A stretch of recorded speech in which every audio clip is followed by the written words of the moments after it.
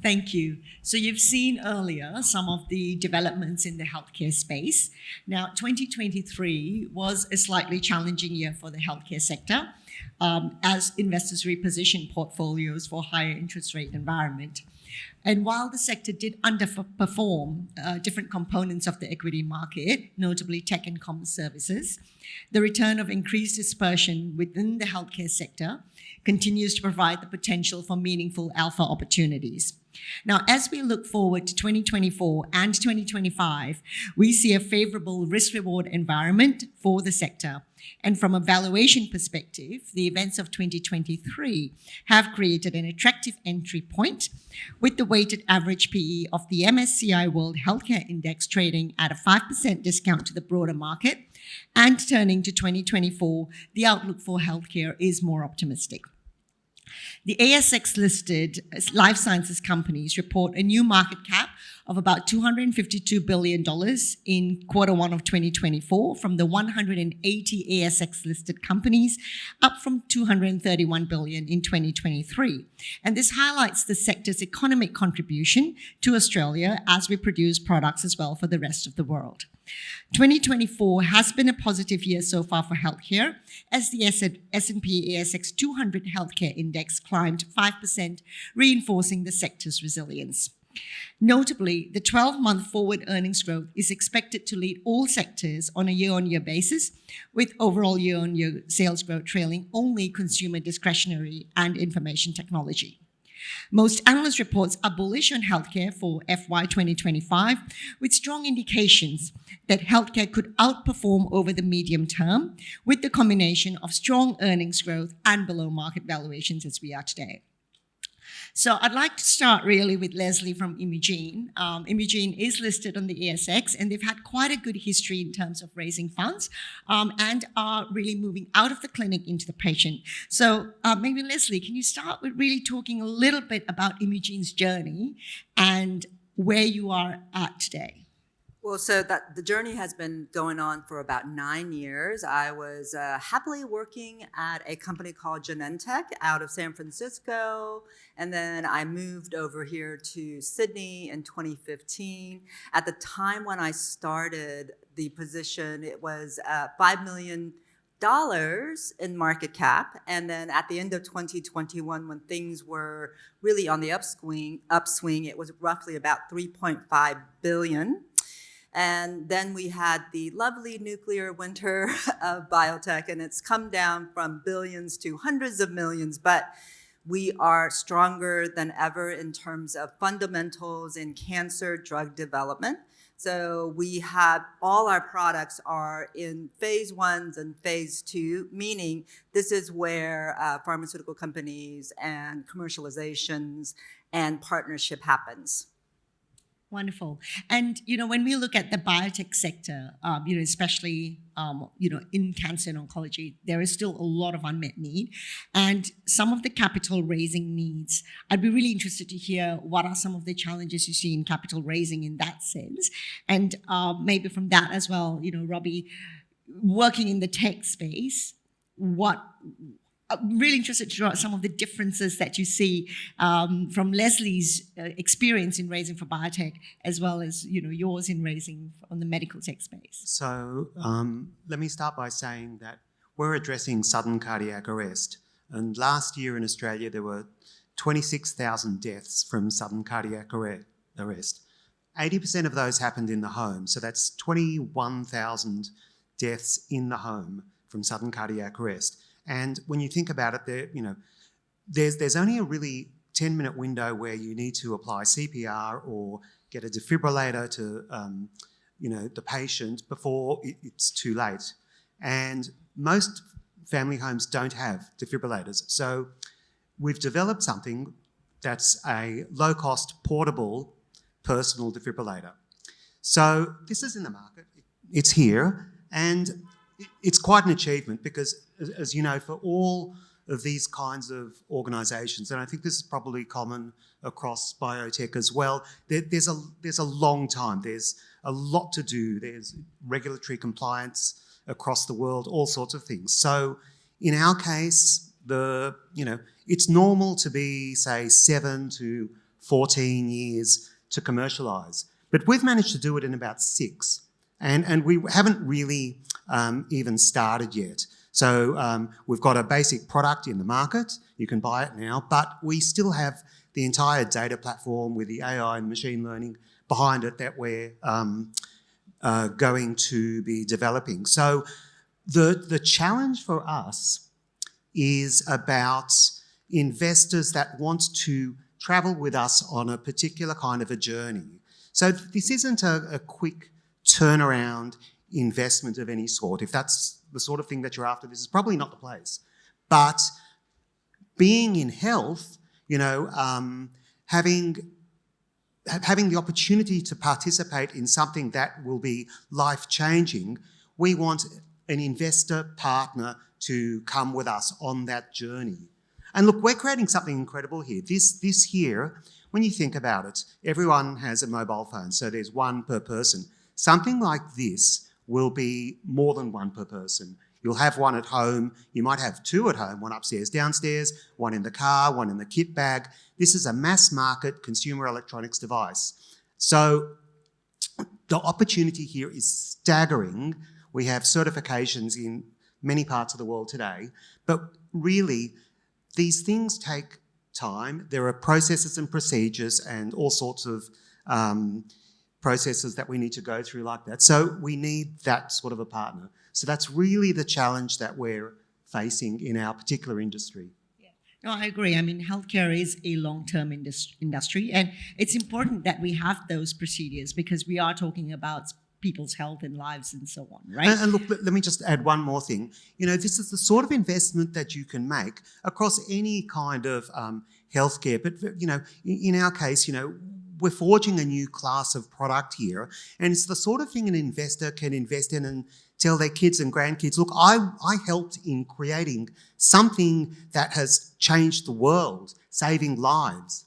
Well, and I think anyone who invests in healthcare is playing a part in that. Maybe, Robbie, I want to pick up a little bit on, Richard, I'd like to pick up a little bit on what Biosignals Diagnostics is doing because we're hearing about bringing, I guess, products that traditionally have just been in the hospital to the home. So can you share a little bit about Biosignals Diagnostics and where you see precision medicine going with that? Yeah, thank you. Thank you, Rhenu. And a pleasure to be here today. So it's a complex environment, and there are many devices that today, perhaps once upon a time, would have been used in hospitals and require that level of rigor around their regulatory compliance. Robi's done a great job there with the device that they're making. And in that spirit, we have a device as well, which is a handheld ECG monitor. And that monitor is used in many different applications with ECG profiling and cardiac monitoring, all the way from people who are currently in rehabilitation to that area way before that. So using precision healthcare with the data from these devices and other inputs, biosignals as they are, to be able to predict, diagnose and treat cardiac disease. So for us, some of the exciting areas is being able to apply this long before the disease occurs. We're doing a lot of work in disabilities, some very exciting work at the moment because disabilities tend to have surrounding them some very high risks around cardiovascular impacts. So we're working very strongly around that area. We've got some great announcements to make in a presentation coming up soon. So I think that the evolving world of precision healthcare, and I was there in the rather early days when the original human genome mapping project happened. I was working at Oracle at the time. I think that mapping the genome was supposed to give us the answer of every gene that matched every single disease, and it was a little bit more of opening up more questions than answers. And in that stage, we did medical chemistry and very early stage things, but it's a long road. And realizing that diseases are polygenic, and there's 20,000 of these guys, so there's many mutations that we need to care about.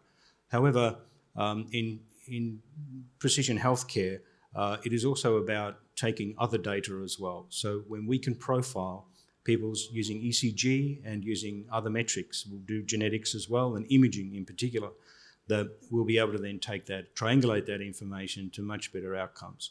And so that's the idea behind what we're doing in precision healthcare for cardiac work alone.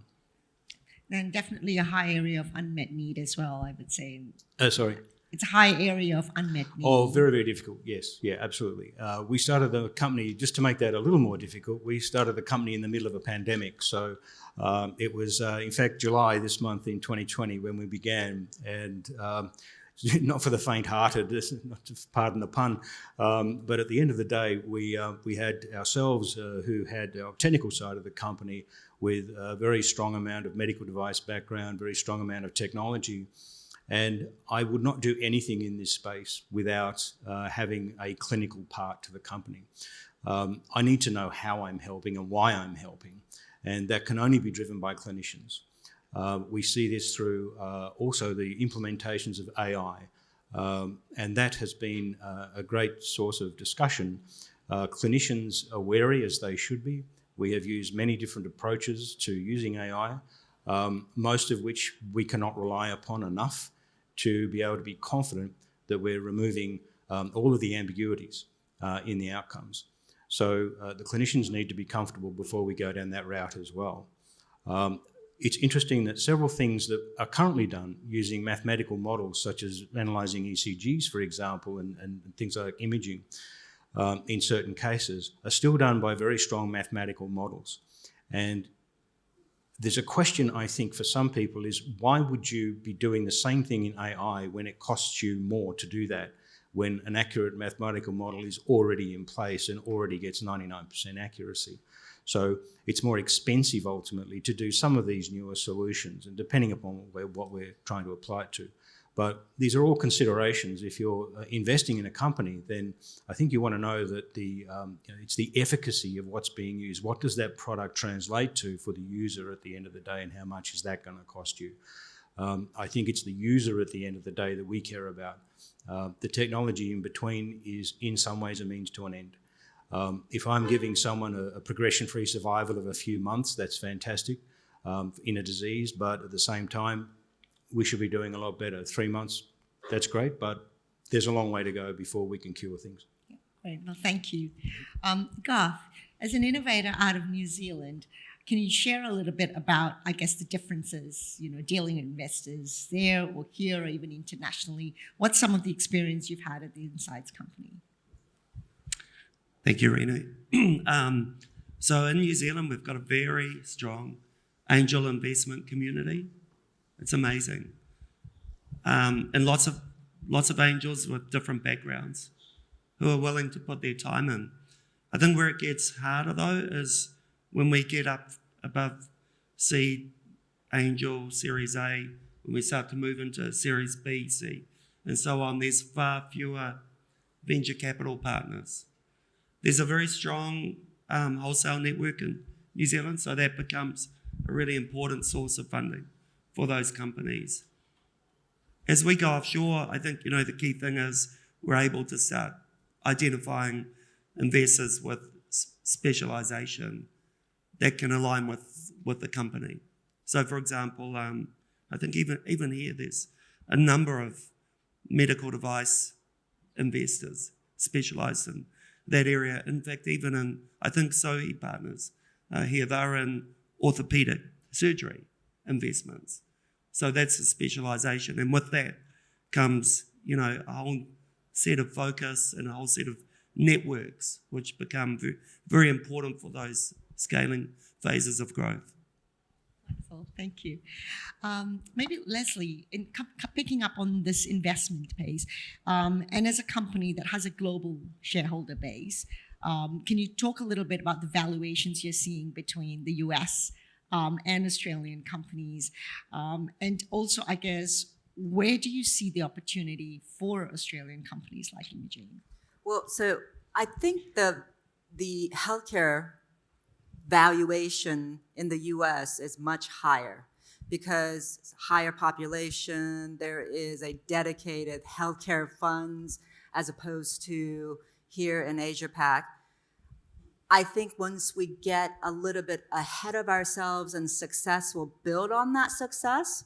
So companies like Telix is putting, us on the map. Imugene is also putting us on the map, specifically in oncology currently. But the more successes we have here in healthcare and funding, et cetera, that's healthcare focus here in Australia, I think it will help to evolve Australia specifically, as opposed to US is already, that's fundamental. That is not a speculative class. Healthcare is a 20% of a large, percentage of that funding. We just need to start focusing on the fact that we need to have some healthcare dedication here in Australia. And have you been most successful in getting funding in Australia or in the US? Well, so to be honest, I think to get US funding, it's better to be listed on, say, NASDAQ, et cetera.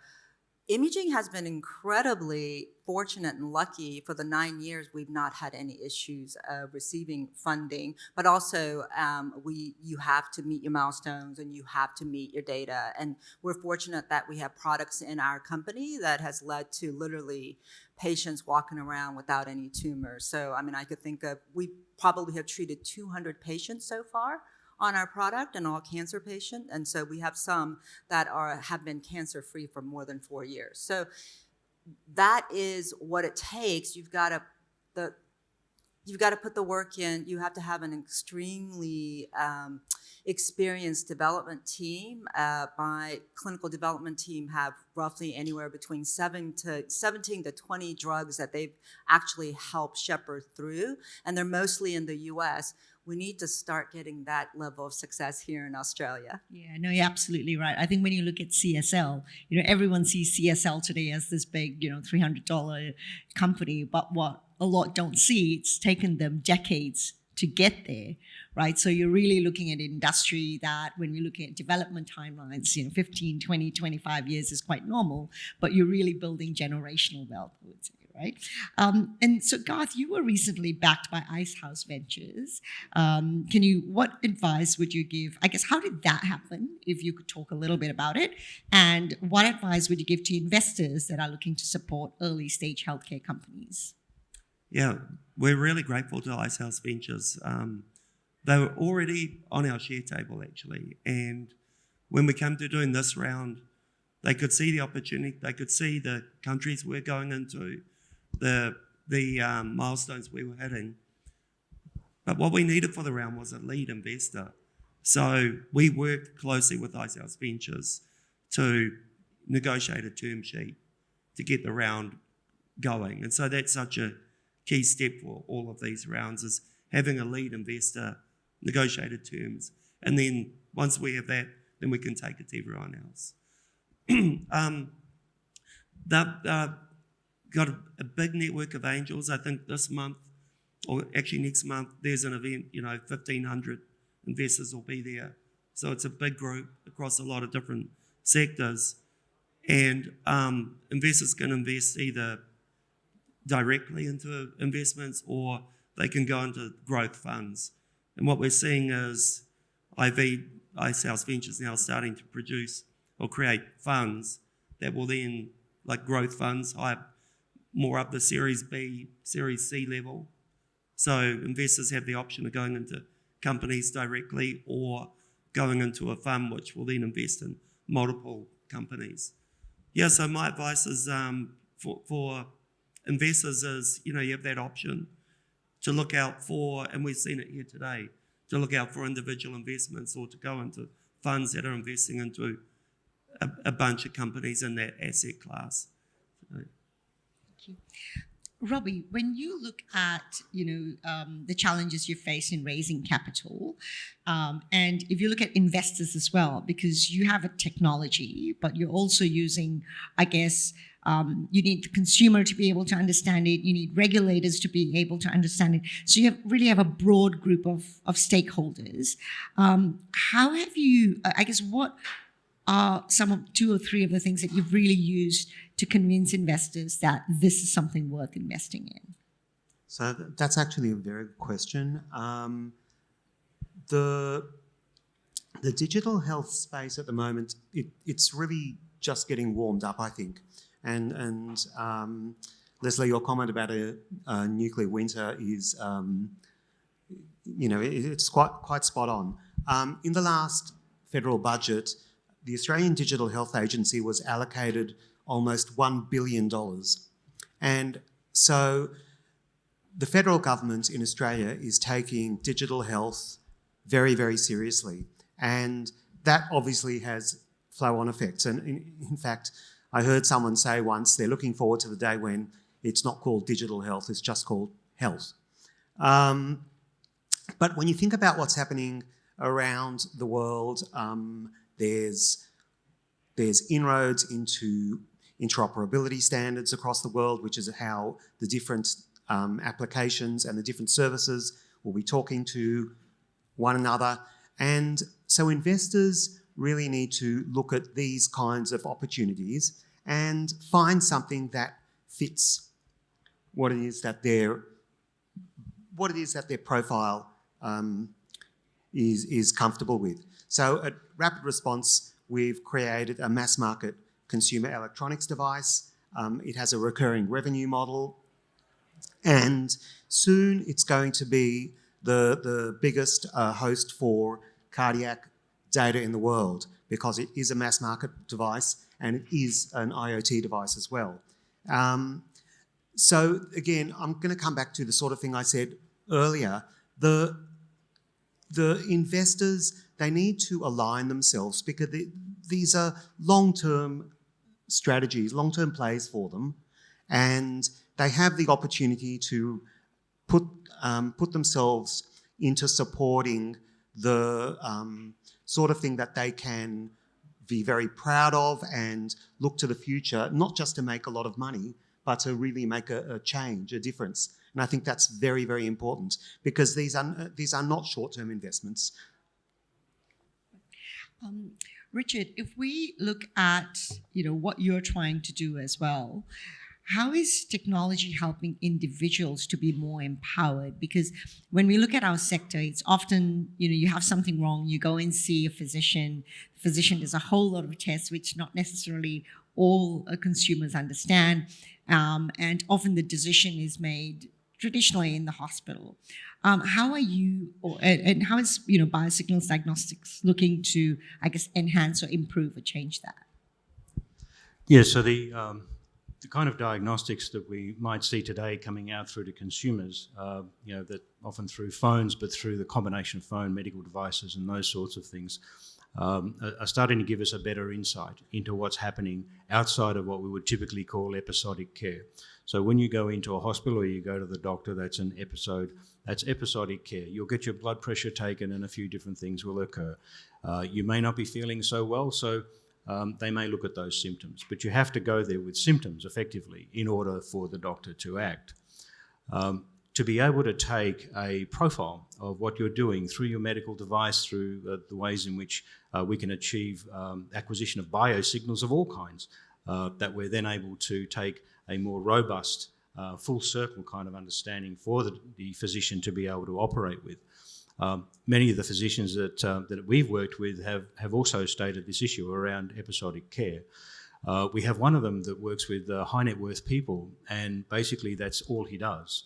And what he generally is working under the premise that the individual just wants to be kept alive. So if they want to continue smoking, then they'll continue to do that. He says, okay, well, if you want to do that, then I'm going to have you tested every 3 months for all of these different things. It's interesting, the perspective of the consumers themselves. We talk about prevention, and everyone assumes that the first thing you will do is act on prevention. But from experience, it's very clear that prevention is a choice, and people will make it or maybe not. A lot of those people, in some examples, for example, that people have a lot of things to deal with. They're in between a mortgage repayment and making the kids' school lunches.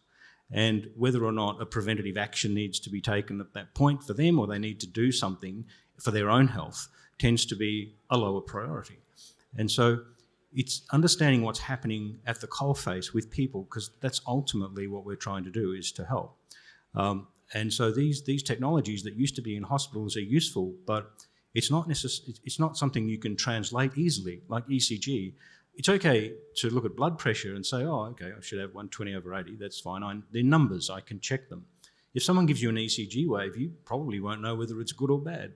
There needs to be interpretation on that. So when we bring something out of a hospital or diagnostic context it needs to be treated in a way that there's greater analysis, auto-analysis being done, and preparing what that is for a clinician to be then able to take that forward. So I think it's the effect of technology, which is bringing those interpretations up so that something in a hospital needing a professional can actually be done by using a triage with tech and then handing over to the professional. And then I think the person in between mortgage payments and lunches can do something quick and do a quick check for their symptoms and have that interpreted quickly. And it's a much higher value. It's of little value just knowing a couple of numbers. And both Robbie and Richard, as companies that are providing medical technology products, there are many companies out there who are trying to get funds from investors. How would you advise investors? What should they be looking for really to differentiate? Is this a company you should be investing in or not? What are like 2 or 3 things they should really be looking out for? Yeah, it's a very common and a great question. For us, having been through the investment cycle of having, investors are interested in so many different things. They're almost as diverse as the customer base. Some are interested in patents and technology. Others are interested in how you might use this with some other technology, or how does my aunt or uncle use this? And in cardiovascular health, there's about 0 to 1 degree of separation between us and someone who has a cardiovascular disease or some cardiovascular issue. So I think to be able to draw that together and build that as greater value for people is really what we're trying to do, is to get to that outcome. And look, I'd agree with a lot of that. I mean, investors will have their own metrics. They will look at recurring revenue streams and annualized revenues and profitability and all of that kind of stuff. But really, they need to go through their processes. They need to look at the companies themselves. And really what I've found is that even with the best of products, the investors very much look at the team. So the team is the critical part of it. They want to know that should the circumstances change, that the brilliant people who invented the product in the first place are able to adapt to new situations and environments. And so those are the sorts of things they need to really bring together. Right. Garth, anything you have to add to that? Yeah, I love, because I make a few investments in medtech, and I love it when there's a product that's different, really different. It's so different the clinician wants to use it because of the outcomes, and of course, one that they will buy. That's everything. Yeah, absolutely. Leslie, there are 180 ASX-listed healthcare and medical companies. For those that are investing in the ASX, what's your message to them when they're making decisions? What should they be looking for? Well, I think they should specifically go and look at the team and their level of success, and also have they met their milestones, how much they have in the bank, to develop their products. So all those things make a good company and a good investment at the end of the day. That's really, really good advice. So thank you so much to all of you. So AusBiotech, this is really a session where you've seen a little bit about healthcare and the medical and biotech sector. AusBiotech also does a specific medical technology and biotechnology focused investment event in October. So if that's something you're interested in and to see more of these companies like this, please join us in October. And please join me as well in thanking our panelists today.